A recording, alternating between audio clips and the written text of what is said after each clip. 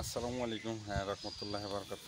হ্যাঁ, আমরা তিলের মধু এখন গাইড করা শুরু করে দিয়েছে।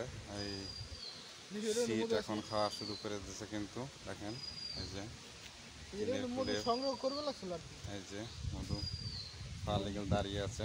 খাওয়ার লেগে না, আমরা চেক করতেছি যে হচ্ছে কিনা।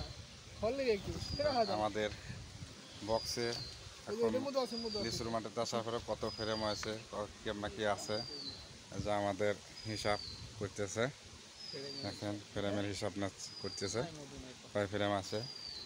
মানে এটা হিসাব আমরা করতেছি যে আগে কত ফ্রেম ছিল, তিলের মাঠে কয়েকটা সিট খায়, এটা বক্সে এই নাম্বার দিয়ে রাখছি, এই কারণে হচ্ছে লেগে রাখছি।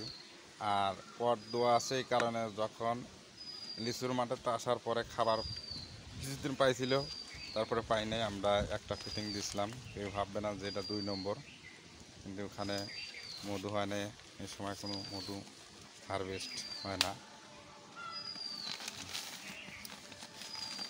আল্লাহ হাফেজ, সবাই সুস্থ থাকবেন, ভালো থাকবেন।